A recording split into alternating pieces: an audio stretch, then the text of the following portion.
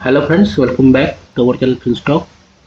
Today we are with yet another episode of our weekly market analysis series. तो friend first of all आप सबको happy Holi. जैसे कि आपको पता है कि अभी होली चल रही है और 25 ऑफ मार्च को होली के लिए मार्केट को हॉलीडे है। तो मार्केट जो खुलेगा वो खुलेगा 26 ऑफ मार्च को और उसी के साथ 29 मार्च को जो कि फ्राइडे है उस दिन भी मार्केट की छुट्टी है गुड फ्राइडे की।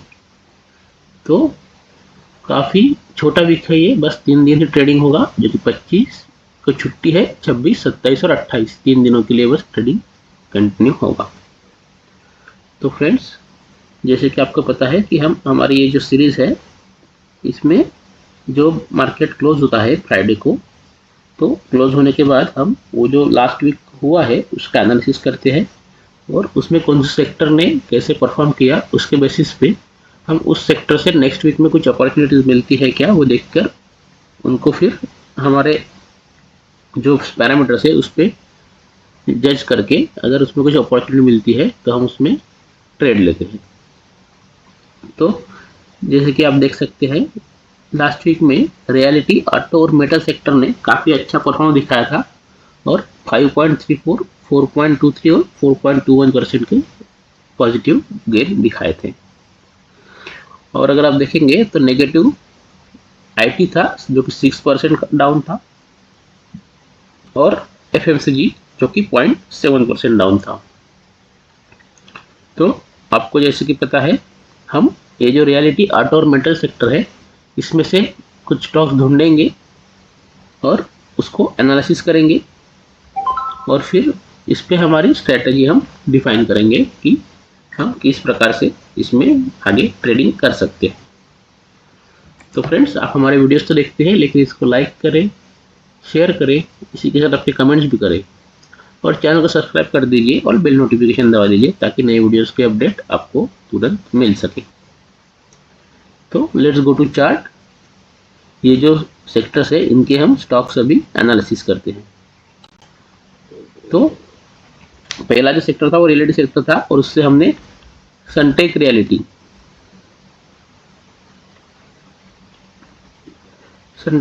जो है वो हमने निकाला है। तो ये जो है ये आपके सामने सनटेक रियलिटी का डेली चार्ट है। तो हर एक कैंडल एक दिन का मूवमेंट हमें दिखाती है। अगर हम देखते हैं तो जनरली हम जो स्टॉक ब्रेकआउट देते हैं वो स्टॉक हम ढूंढते हैं, लेकिन जैसे कि आपने देखा था लास्ट वीक में काफ़ी अच्छा डाउनफॉल हुआ था तो काफ़ी कम स्टॉक्स हैं जो ब्रेकआउट दे रहे हैं। तो हमने इसमें क्या किया है कि ये सनटेक रियलिटी का जो अगर आप देखते हैं तो ये एक रेंज में फंसा है और अब ये रेंज के बॉटम में हमें मिल रहा है। तो हम इस बेसिस पे इस पे ट्रेडिंग की अपॉर्चुनिटी ढूंढ रहे हैं। अगर आप देखते हैं तो ये ऑलमोस्ट सितंबर 23 से ये जो एक रेंज है इसके अंदर फंसा हुआ है और अभी लास्ट वीक में ये इसके बॉटम के पास आ गया था और यहाँ से इसने एक पॉजिटिव मोमेंट फिर से दिखाना चालू किया है।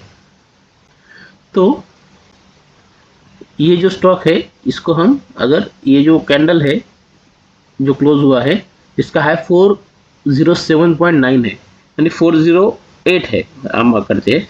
अगर 408 के ऊपर अगर ये स्टॉक जाता है तो हम इस पर बाइंग कर सकते हैं और हमारा जो फिर टारगेट हो जाएगा वो ऑलमोस्ट यहाँ से ये जो रेंज का हाई है यानी यहाँ पे 22% का हम इसमें रिटर्न एक्सपेक्ट कर सकते हैं और उसके अगेंस्ट में हमारा जो स्टॉप लॉस है वो काफ़ी अच्छा छोटा हो जाएगा। जस्ट 8% का हमारा यहाँ पे 7 to 8% का हमारा स्टॉप लॉस हो जाएगा। तो इस हिसाब से हमें इसमें ट्रेडिंग करना है। 408, 409 के ऊपर बाय करना है और टारगेट आ जाएगा 500 के आसपास का और स्टॉप लॉस आ जाएगा हमारा 377 380 के आसपास हमें स्टॉप लॉस रखना है। तो इस हिसाब से हमें इसमें ट्रेडिंग करनी है और स्टॉप लॉस आता है तो स्टॉप लॉस हमें ज़रूर लेना है।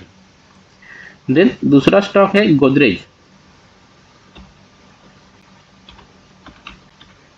गोदरेज प्रॉपर्टीज ये भी रियलिटी सेक्टर का स्टॉक है और इस पर भी सेम लॉजिक है। ये एक रेंज है रेंज के यहाँ पे बॉटम में ये हमें मिल रहा है, लेकिन यहाँ से अभी थोड़ा ये ऊपर निकल गया है, लेकिन कोई बात नहीं, ऑलमोस्ट यहाँ से ये अभी 5-6% ऊपर है। यहाँ से हमें इतना, ये जो रेंज का हाई है 2258, यहाँ से हम अगर देखते हैं तो 7.5% का हमें स्टॉप लॉस आता है। उसके अगेंस्ट टारगेट मिलता है 12% के आसपास का, 11 से 12% के आसपास का। तो ये जो लेवल है जो कि है 2260 के ऊपर हमें इसे बाय करना है, और हमारा टारगेट आ जाएगा यहाँ पे 2520, 2518, 2520 के आसपास का। और स्टॉप लॉस जो है वो है 2099, ऑलमोस्ट 2100 का स्टॉप लॉस हमें इसमें रखना है। तो ये तो थे हमारे रियलिटी इंडेक्स के 2 स्टॉक जिनमें हम बाइंग कर सकते हैं। इसी के साथ आप खुद भी स्टडी कीजिए ये सेक्टर में और कौन से स्टॉक्स है और उसमें कहाँ कहाँ बाइंग की अपॉर्चुनिटीज हमें मिलती है, ताकि ये आपके लिए भी अच्छा होगा। देन नेक्स्ट सेक्टर था ऑटो सेक्टर, और उसमें जो पहला स्टॉक है वो सोना BLW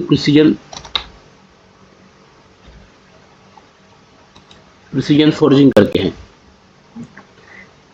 अगर आप देखते हैं तो ये सोना BLW प्रिसीजन फोर्जिंग का चार्ट है, और ये जो ब्रेकआउट लेवल है इसका जो कि 704, यानी 704 के ऊपर अगर ये निकलता है 705, 706, तो हमें इसमें बाइंग करनी है। और फिर इसका जो नेक्स्ट टारगेट हमें मिलेगा वो आएगा ऑलमोस्ट यहाँ पे 797, 800 के आसपास का। और स्टॉप लॉस जब हमें रखना है तो इसका जो ब्रेकआउट कैंडल होगा उसका जो लो रहेगा वो हमें स्टॉप लॉस के तौर पे कंसिडर करना है। तो इसमें ब्रेकआउट आ सकता है और उसके बाद हम इस पर फिर नई बाइंग कर सकते हैं। तो ये था सोना BLW। देन नेक्स्ट था भारत फोर्ज।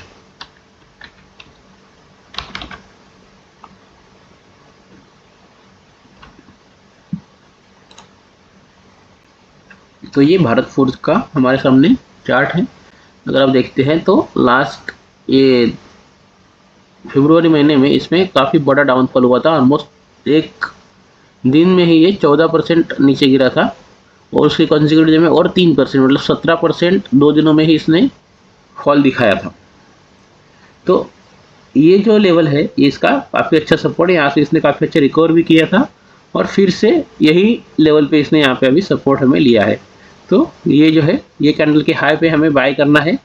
हमारा पहला टारगेट यहाँ का आ जाएगा जो कि 1189 है, और देन सेकंड टारगेट जैसे ये ब्रेक करेगा तो फिर ये हमारा सेकंड टारगेट हो जाएगा जो कि है 1290 के आसपास का, यानी 1300 के आसपास का हमारा सेकंड टारगेट हो जाएगा। और इसमें जो स्टॉप लॉस है वो काफ़ी सिंपल है, ये लेवल के नीचे ऑलमोस्ट 4% का हमारा स्टॉप लॉस इसमें आएगा। तो काफ़ी अच्छा ये है कैंडिडेट है एक अच्छे रिटर्न के लिए। 5% पहला टारगेट है और दूसरा टारगेट है 14% के आसपास का, 13 से 14% हम इसमें एक्सपेक्ट कर सकते हैं। और स्टॉप लॉस जो आएगा वो ऑलमोस्ट 4% के आसपास का आएगा। तो फिर से मैं एक बार बताता हूँ, अगर ये 1133 जो लेवल है उसके ऊपर निकलता है, दैट इज़ 1135 को हम इसमें बाइंग कर सकते हैं। हमारा फर्स्ट टारगेट आ जाएगा 1189, सेकंड आ जाएगा 1286, और स्टॉप लॉस का जो हमारा लेवल है वो है 1086 के आस। तो इस प्रकार से हम इसमें बाइंग कर सकते हैं। देन नेक्स्ट जो हमारा सेक्टर है वो है मेटल सेक्टर, और मेटल सेक्टर से हमारे पास जो स्टॉक है वो है Jindal steel. Jindal steel and power. तो ये जिंदाल स्टील एंड पावर का स्टॉक का चार्ट है, ये भी ब्रेकआउट कैंडिडेट है। इसका ये ब्रेकआउट जो लेवल है वो है 845। तो जैसे ही ये 845 के ऊपर निकलेगा, समझ लो 850 हम एक राउंड फिगर पकड़ते हैं, तो हम इसमें बाइंग कर सकते हैं। और वो जो ब्रेकआउट कैंडल रहेगा उसका लो में हमारा स्टॉप लॉस आ जाएगा, और फिर हम हमारे हिसाब से 10-20% का टारगेट इसमें लेके निकल सकते हैं, या तो इसको हम होल्ड भी कर सकते हैं। लेकिन ये जो मेटल स्टॉक रहते हैं वो जनरली सिक्लिक स्टॉक रहते हैं, जो कि साइकिल में इनका परफॉर्मेंस चलता है, कभी ऊपर जाते हैं फिर नीचे आते हैं, फिर कुछ सालों बाद फिर से ऊपर जाते हैं। तो इसमें हमें प्रॉफिट लेके बाहर निकलना काफ़ी अच्छी बात है। देन नेक्स्ट स्टॉक जो है वो है JSW, जिंदाल स्टेनलेस। दोनों भी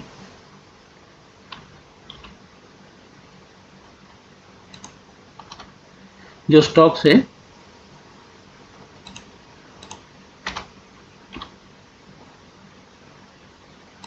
वो जिंदाल ग्रुप के स्टॉक्स है और ये भी एक ब्रेकआउट कैंडिडेट है। अगर आप देखते हैं तो काफ़ी अच्छा अप ट्रेंड इसमें चल रहा है, कंटिन्यूसली हायर हाई बनाते जा रहा है और हायर लो बनाते जा रहा है।